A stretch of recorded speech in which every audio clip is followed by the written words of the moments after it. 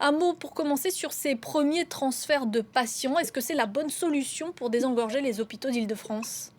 C'est la solution qui a été décidée par les autorités, c'est donc une solution que l'on applique et qui est nécessaire. Il n'est pas le temps actuellement de se poser des questions et des polémiques. Il est question d'être actif et le but de ces transferts, c'est de désengorger et de donner de la place en réanimation médicale.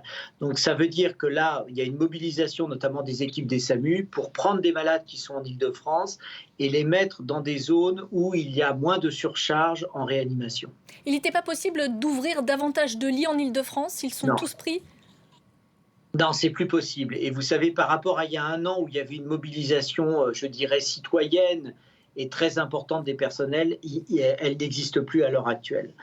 Donc d'un coup, c'est impossible d'ouvrir plus de lits parce qu'en plus du coronavirus, il faut gérer les autres malades.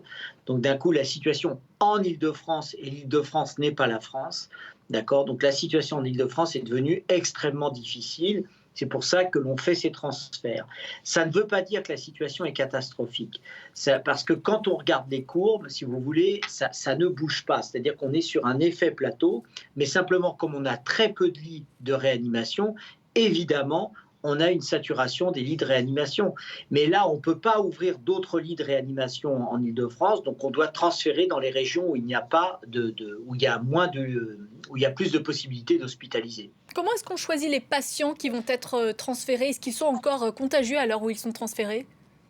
Ah, alors c'est une très bonne question. Certains ne sont pas contagieux, d'autres non.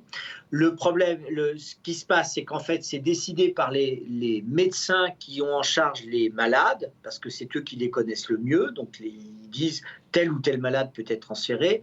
Et après, ce sont les équipes du SAMU de Paris qui vont dire, bon, bah, on peut prendre ce malade ou on ne peut pas. Par exemple, les transferts que l'on va effectuer avec les TGV, avec les trains, on ne peut pas transférer des patients qui sont obèses, avec des poids qui dépassent 130 kilos. C'est impossible à passer entre les travées du TGV et des sièges du TGV. Donc d'un coup, on est obligé de faire très attention. Donc il y a des critères à la fois des réanimateurs qui ont en charge les malades et à la fois des transporteurs que nous sommes avec le SAMU de Paris. On sait que l'objectif du gouvernement, c'est de désengorger les hôpitaux pour éviter un reconfinement en Île-de-France. Est-ce qu'il vous paraît malgré tout inéluctable ce reconfinement? Il y a plusieurs questions dans votre question et qui sont très justes et très bien posées. C'est-à-dire que là, déjà d'emblée, nous avons un problème de capacitaire, c'est-à-dire le nombre de lits d'aval et le nombre de lits. On a fermé trop de lits et donc par conséquent, par exemple, quand vous prenez la fermeture du Val-de-Grâce à Paris, ça a été une idiotie totale. Mais pour l'instant, on ne peut pas rouvrir ces hôpitaux. C'est impossible parce qu'on n'a pas le personnel, on n'a pas les infirmières, on n'a pas les médecins. Et donc, la seule solution, c'est de transférer ces malades. À l'heure actuelle, la situation est tellement tendue que chaque transfert que nous allons effectuer, ça permettra de prendre en charge un autre malade. Il ne faut pas oublier qu'on a fait énormément de progrès dans la réanimation des malades atteints du Covid. On a amélioré on a diminué de 40% la mortalité due au coronavirus, mais ça veut dire qu'il nous faut plus de place. Or, les pouvoirs publics n'ont pas ouvert ces lits, dont acte, il n'est pas temps de polémiquer, il est temps de passer aux actes. La possibilité qu'on a, c'est d'envoyer ces malades dans des zones où il y a moins de saturation des hôpitaux. Mais c'est vrai, vous avez raison, hein, votre question est très forte et très puissante, c'est-à-dire que d'un coup, nous ne faisons que gérer la crise du capacitaire des hôpitaux à l'heure actuelle.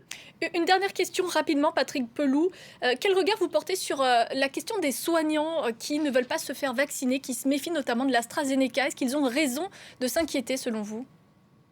Non, ils ont totalement tort de s'inquiéter parce que si vous jugez que votre attitude dans la vie courante par les risques, vous ne bougerez plus de votre lit. D'accord? Donc d'un coup, évidemment, il y a toujours des risques à prendre un médicament. Là, ce qui s'est passé avec le Danemark, c'est vraiment infinitésimal par rapport aux millions de personnes qui ont été vaccinées avec l'AstraZeneca. Et donc, nous, on raisonne en termes de médecine entre les bénéfices-risques.